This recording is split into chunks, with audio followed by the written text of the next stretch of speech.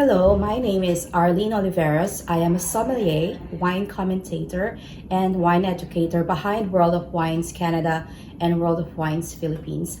I'm also the professional chef behind Oliveros Farmhouse and Fine Foods, and the vinopreneur behind Fresh Vinotherapy and Ina Cosmetics. As glamorous as my career comes across, the fact is my life story is far from being glamorous. In fact, it is the opposite. I was not always fond of wines and spirits.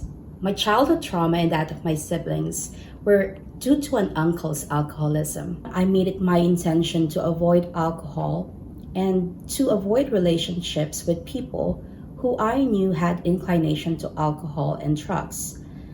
I remember always praying to God, asking Him to take me and my family out of Tondo, away from my alcoholic uncle.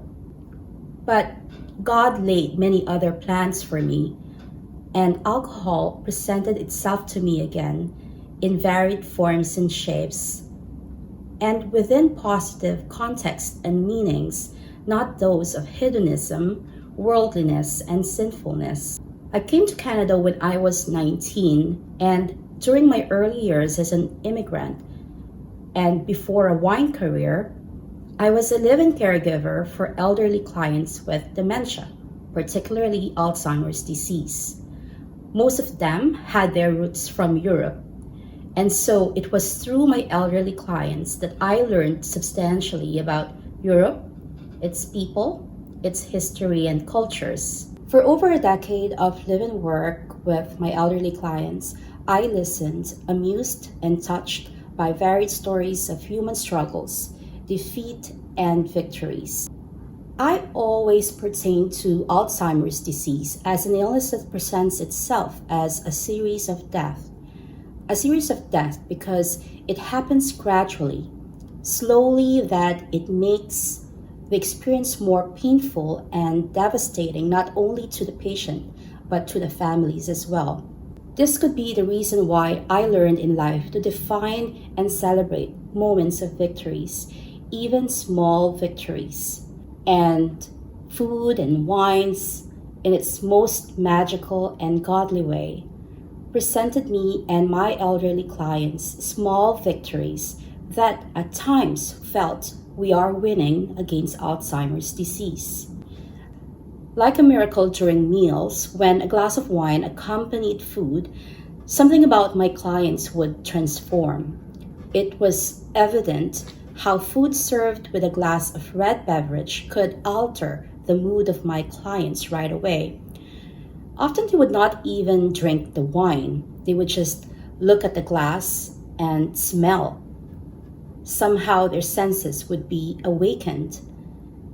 It was amusing how a few ounces of red wine could perk up someone, create that spark in someone's eyes, invite someone to connect, or even just to attempt to remember something that he smelled or sensed from the glass. I used to ask my clients, what does your wine remind you?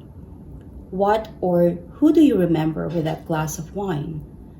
Or what does the wine in the glass make you feel?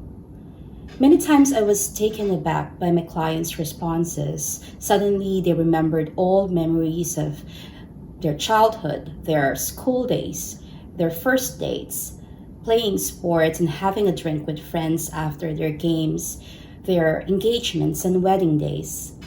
And even if my clients no longer had the words to describe how they feel, or if they no longer had the language to translate memories, with seeing that rare sparkle in their eyes, I knew that that glass of wine, at the very least, had awakened their senses and had made them feel alive, even just for a quick moment. Living with my Canadian elderly clients and being introduced to a more cultural approach to understanding and consuming wines, it paved the way for me to heal my childhood trauma of alcohol and alcoholics.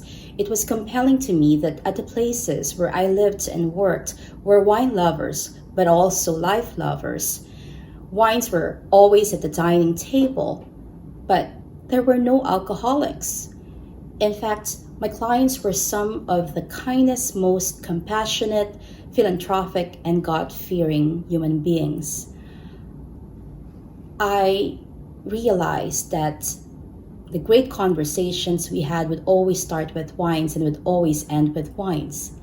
Even with prayers and breaking of bread on Sabbaths, were wines to set the mood for reflections and for thanking God. I heard from a Bible teaching that one of the marks of Jesus' ministry was table fellowship. Jesus was often found eating in others' homes or hosting meals.